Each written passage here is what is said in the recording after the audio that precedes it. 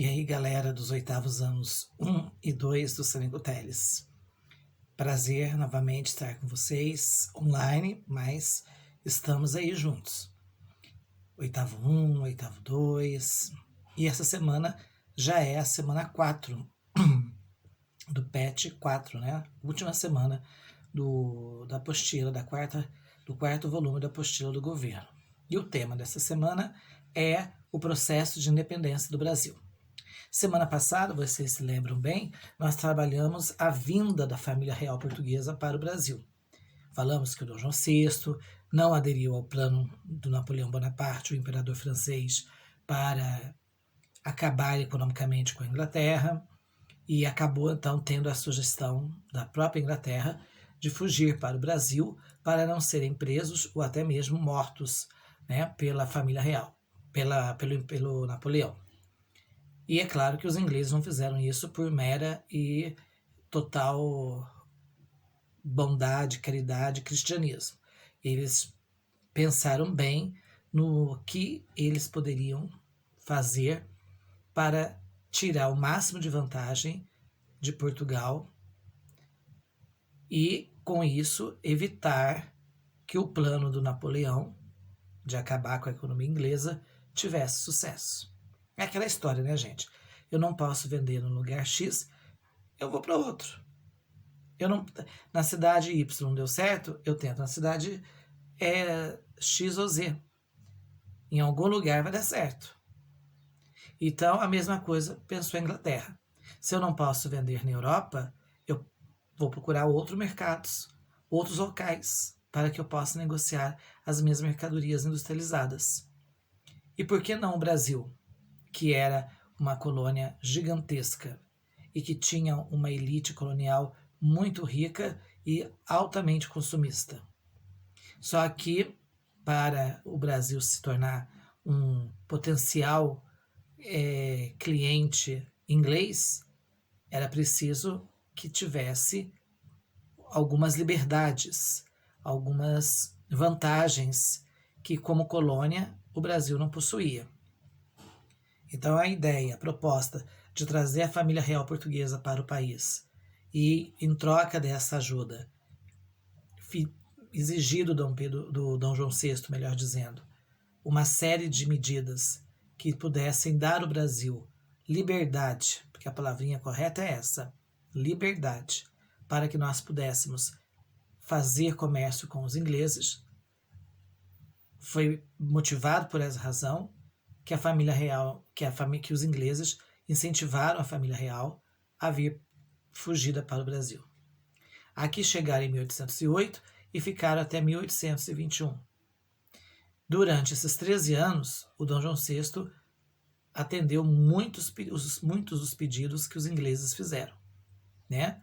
Entre eles, até criar leis para favorecer o comércio do Brasil com a Inglaterra, porque com a abertura dos portos em 1808, os ingleses, o Brasil, melhor dizendo, ele ficou livre de ser obrigado a comprar mercadorias, a negociar as suas mercadorias ou adquirir mercadorias só de Portugal. Agora o Brasil estava livre para fazer negócio com qualquer país do mundo. Então, com exceção da França, que na época era governada por Napoleão, e a própria lei criada pelo Dom João já diz, né? A abertura dos portos às nações amigas. A única nação que não era amiga de Portugal era a França napoleônica. Muito bem. Então, chegou-se a assinar em 1810 uma série de tratados comerciais onde os produtos ingleses pagavam menos impostos para entrarem no Brasil, assim custavam mais baratos que os de outros países e tinham preferência da população brasileira. E dessa maneira, o mercado econômico brasileiro foi praticamente dominado pelos produtos ingleses. Beleza? Muito bem. Então, olha só, nós ganhamos liberdade comercial com a vinda da família real portuguesa. Em 1815, após a prisão do Napoleão, não havia motivos mais para a família real portuguesa continuar no Brasil, mas o Dom João não quis voltar para Portugal quis continuar morando no Brasil, embora ele tenha sido pressionado imensamente pelos portugueses para voltar, ele começou a procrastinar, ou seja, ele começou a enrolar para essa volta acontecer. Uma das formas que ele encontrou para enrolar foi justamente elevando o Brasil à categoria de Reino Unido. Ou seja, o Brasil agora não era mais uma colônia, uma simples colônia portuguesa. O Brasil era uma extensão do território português. Então não importava aonde que o rei estivesse vivendo, se lá na Europa ou se aqui na América. De qualquer um dos lugares, aquilo que ele decidisse, todo o império, todos os lugares, todas as terras, todos os territórios dominados por Portugal deveriam obedecer. Então, os portugueses ficaram uma fera e a pressão para que ele retornasse foi aumentando cada vez mais. Claro que também nós conhecemos um pedaço dessa história de que aqui dentro do Brasil houve também manifestações, revoltas, revoluções para o Dom Pedro, para a volta da família real para Portugal. Em 1817, né, os pernambucanos eles fizeram uma revolução que exigia a partida da família real portuguesa de volta para Portugal, porque a permanência da corte portuguesa no Brasil havia gerado um alto custo de vida, altos impostos, e os pernambucanos, de um modo especial, estavam conscientes de que eles não estavam a fim de ficar pagando pelo conforto, pelo luxo. Mas não era só o conforto e o luxo, né, gente? O Dom João VI, ele fez muitas obras, ele fez muitos benefícios para o Rio de Janeiro, que acabou se refletindo no restante do Brasil. E muitas coisas foram adotadas que acabaram favorecendo o Brasil como um todo. Mas teve essa revolução em 1817 em Pernambuco, pedindo a volta dele para Portugal. Então havia ali uma cobrança muito forte de Portugal para que ele retornasse e uma certa rejeição de alguns setores, de algumas regiões do Brasil, a presença da família real aqui, que passou a custar caro. Mas tudo que o Dom João VI fez nesses 13 anos acabou terminando no processo de independência do Brasil. Acabou culminando com a nossa total separação do domínio português, que é comemorado oficialmente todo dia 7 de setembro de 1822, esse ano, em função da pandemia, né? Nós tivemos um 7 de setembro silencioso, mas desde então o Brasil comemora o fato de ter se tornado um país, porque quando você é colônia, você não é considerado país, você é considerado um território dominado por outro país. É como se você fosse menor de idade e não tem vida própria. Quem responde por você são seus pais. Aí, a partir do momento que você completa 18 anos, aí sim você passa a ser considerado uma pessoa capaz de tomar suas próprias decisões, de fazer suas próprias escolhas. Então, o Brasil passa a se tornar um país verdadeiramente a partir de 7 de setembro de 1822. Mas essa data só foi possível chegar nela graças a tudo que foi acontecendo no Brasil desde a chegada do Dom João VI em janeiro de 1808, lá na cidade de Salvador. Então, esse é o tema, a independência do Brasil, é o tema da semana 4, dessa última semana do volume 4, e na página, pessoal, 70 tem um texto que fala sobre esse dia, tá joia? Fala justamente da questão da sociedade brasileira de não querer mais voltar a ser uma colônia explorada pelos portugueses, porque Portugal queria isso. Portugal começou a ficar em cima de Dom João justamente para que, uma vez de volta para Portugal, tudo que ele havia feito para o Brasil, todos os benefícios, todas as vantagens que favoreceram o Brasil deveriam ser desfeitas. Deveriam ser desfeitas e deveriam o Brasil voltar a ser aquela velha e explorada colônia que assim era até a vinda da família real por aqui.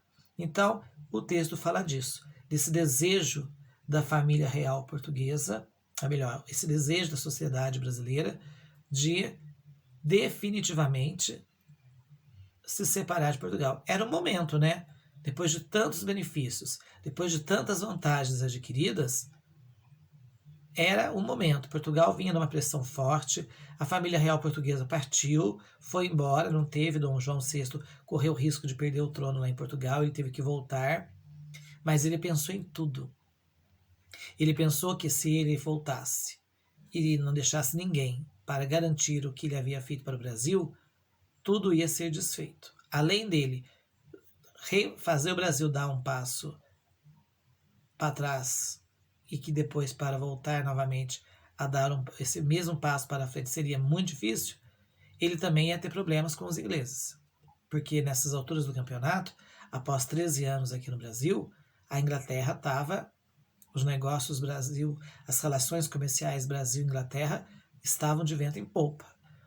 A Inglaterra tornou-se a principal parceira econômica do Brasil. O que até então, o Brasil, que até então era uma exclusividade portuguesa, Portugal ficou relegado a segundo plano nas relações econômicas com o Brasil. Por isso a pressão dos políticos portugueses que representavam a elite burguesa portuguesa em fazer a família real portuguesa voltar para a Europa e desfazer tudo que havia sido feito em favor do Brasil. Então o texto fala isso. E lembrar que no Brasil, quem desejou essa independência, que ficou em cima do Dom Pedro I, para que ele desse sequência nas ações do Dom Pedro, do pai, e separasse o Brasil de Portugal, foi as camadas mais ricas. Porque no Brasil, diferente lá da América Espanhola, que os escravos indígenas, os mestiços, se uniram com os crioulos, né, a rica elite branca, e lutaram e guerrearam e fizeram revoluções sangrentas para se libertarem do domínio espanhol. Aqui não. Aqui tudo foi uma manobra, tudo foi pensado, tudo foi discutido, tudo foi toda a pressão que existiu se limitou às elites, às classes dominantes. Tá joia? Então o texto fala sobre isso. E aí vem umas perguntinhas baseadas em cima disso, né? Que você vai olhar lá, né, no texto ou em algumas outras questões que vão vir mais à frente, em algumas imagens. Então, na atividade 1, ele fala assim, sobre o processo de independência do Brasil, responda. Letra A. Quais foram as maiores exigências do movimento revolucionário liberal ocorrido em Lisboa em 1820 em relação ao príncipe regente e ao Brasil? Portugal estava numa pressão muito forte para que o Dom João voltasse para a Europa e desfizesse todos os benefícios que haviam sido concedidos ao nosso país. Então a pergunta é essa: qual que eram as exigências? Por que eles queriam tanto que o Dom João VI voltasse e o que eles estavam exigindo com a volta de Dom João, que o Dom João VI fizesse quando voltasse? No texto fala. B.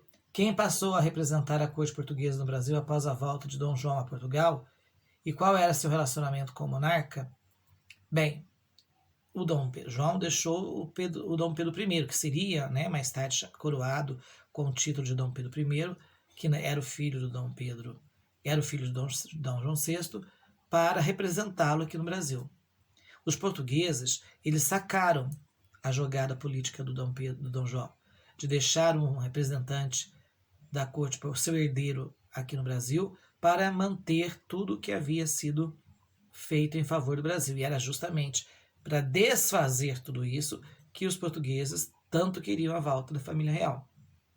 Então, a pressão para o retorno agora não estava mais nas costas do Dom João, porque ele já tinha voltado. Agora a pressão começa a vir nas costas do Dom Pedro I, certo?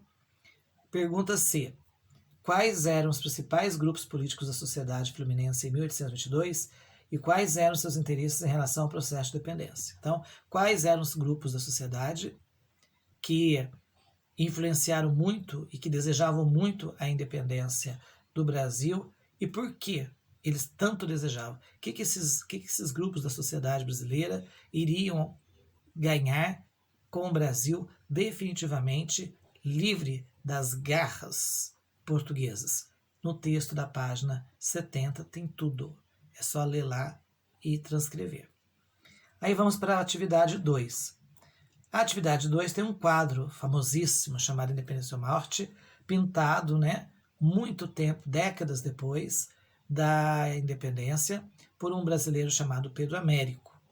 E o Pedro Américo faz um quadro aonde ele traz um certo glamour para a cena do 7 de setembro, que nós já sabemos, né, hoje em dia já não é novidade para ninguém, não foi exatamente como aconteceu ali no quadro.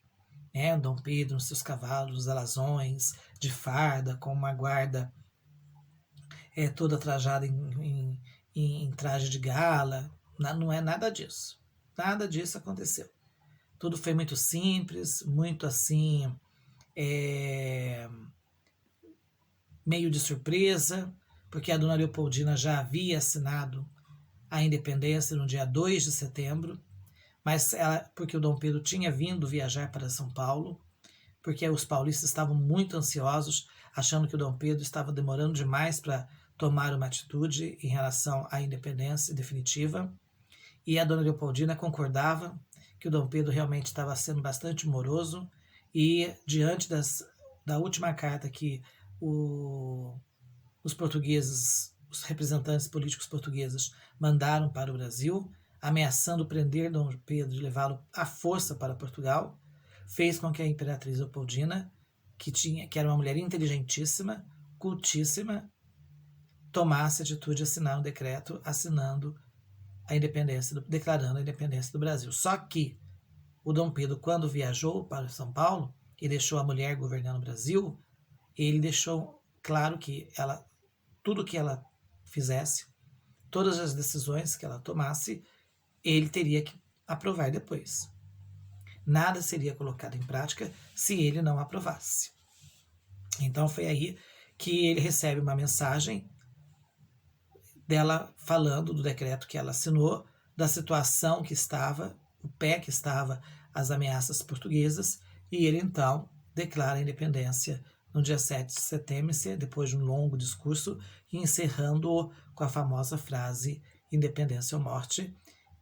Esse quadro, que está aí na página 71, mostra já exatamente um pouco dessa história, só que numa versão glamurosa, até porque o quadro foi encomendado ao Pedro Américo pelo Dom Pedro II. Então, é claro que ele pediu para a cena, o maior ato, o ato mais importante que o pai dele fez no Brasil, tivesse um glamour. Mas o Pedro Américo não deixou passar batido. Apesar de ter atendido os interesses do Dom Pedro II, ele não deixou de deixar claro no quadro que aquele movimento de independência era um movimento organizado, pressionado e de interesse de uma elite, que o povão mesmo brasileiro, esse não participou. E como é que eu sei disso? Porque no cantinho esquerdo da tela e na parte de baixo aparece um mestiço, um caboclo lá, puxando, né, um carro de boi, e ele está de longe lá, olhando tudo acontecendo, mas não está no meio da cena, não faz parte do processo, né? E assim o Brasil foi com a maioria dos brasileiros. A grande massa ficou sabendo que o Brasil ficou independente, não participou do processo. E aí vem a pergunta, né? Diante do exposto acima, comparando com o quadro do Pedro Américo, porque aí depois ele tem um textinho, embaixo do quadro tem um textinho falando sobre a independência. Aí ele fala, ó, comparando o que está escrito no textinho da página abaixo do quadro. E comparando esse textinho com o quadro, quais são os contrastes entre a fala dos historiadores e a pintura? Né? A pintura, ela mostra algumas inverdades, embora traz embutida ali uma crítica bem sutil. E o textinho que está logo abaixo do quadro já mostra o que realmente aconteceu, né? A cena real, a cena crua e nua. Então você vai dizer, olha, o quadro traz isso que na verdade não foi bem assim. Na verdade aconteceu desse jeito, desse jeito. Você vai fazendo acha umas 3 comparações entre o texto que está logo abaixo do quadro e o quadro e vê o que o quadro trouxe que não é verdade e aquilo que os historiadores dizem que é verdadeiro que aconteceu. Na letra B, na sua opinião, por que o autor pintaria uma imagem tão fora da realidade da época para eternizar o grito do Ipiranga? Ué, ele teve uma encomenda, não teve? Quem estava pagando para ele pintar? Quem paga vai dizer do jeito que quer. É igual a roupa. Você pede para a costureira fazer. Você está pagando, então ela vai fazer a roupa do jeito que você quer. Se você quer uma golinha V, é a golinha V que ela vai ter que fazer. Se você quer uma golinha redonda, canoa, é uma camisa de gola canoa que ela vai fazer. Enfim, o quadro foi encomendado pelo Dom Pedro II.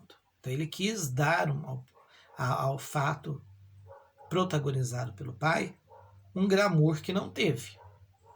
Então o objetivo era esse, né? Dar uma valorizada. Como o Dom Pedro estava tendo uma dor de barriga no dia 7 de setembro, como é que você vai pintar um príncipe fazendo independência, saindo atrás da moita, porque estava lá com dor de barriga? Ficaria meio complicado, né, gente? Ficaria uma cena meio esdrúxula, que serviria de uma pintura que acabaria servindo de ridicularização. Mas, por outro lado, não precisava ter colocado tanto requinte, né? Você não vai colocar na pintura coisas que realmente são assim, detalhes que podem passar, que podem ser sabidos, mas não precisam ser mostrados. Mas também você não precisa colocar pessoa vestida de ouro, sabendo que ela não estava vestida de ouro. Então, ele foge muito da cena próxima ao real. Não precisava criar um quadro de tamanha realidade, né? Ser cruel na realidade. Mas também não precisava viajar tanto, ser tão fantasioso assim. Mas ele atendeu aos pedidos de quem pagou. Muito bem. Então, aí vocês percebem que, na letra B da atividade 2, na sua opinião. Então, você vai lá o que você acha, o que você pensa, tá? Por que o quadro distorce tanto a cena do 7 de setembro como de fato ela aconteceu. Certinho, meus amigos? Muito bem. Então, agora, nós desejamos que vocês caprichem aí o máximo, se dediquem o máximo que possam. Lembrando que o nosso canal é para ajudar a estudar, para ajudar a aprender, não é para dar resposta pronta. E qualquer dúvida é só me procurar pelo Zap, pelo Classroom, pelo meu e-mail, pelos canais que vocês, né, já estão acostumados e sabem onde me encontrar para tirar qualquer dúvida. E também agora pelo chat lá do aplicativo. Estou nos horários de aula, toda segunda, quarta e sexta, eu estou online atendendo as salas de aula que eu tenho aula no dia se nós tivéssemos presenciais. Tá joia? Então vocês do 8º ano, é só olhar aí no caderninho de vocês e ver aqui quais são os dias e os horários que vocês tinham aula de história e nesse horário entrar no aplicativo, no chat lá, Conexão Escola, que eu estarei online. Se você tiver dúvida para poder responder, para realizar alguma questão, é só digitar lá a sua dúvida que a gente ajuda você. A gente tira a dúvida, ajuda, faz o que for possível para te orientar, para te ajudar aí na realização da atividade. Tá bom? Um forte abraço e até a próxima. Até o próximo PET, né? Até o próximo volume. Tchau, tchau.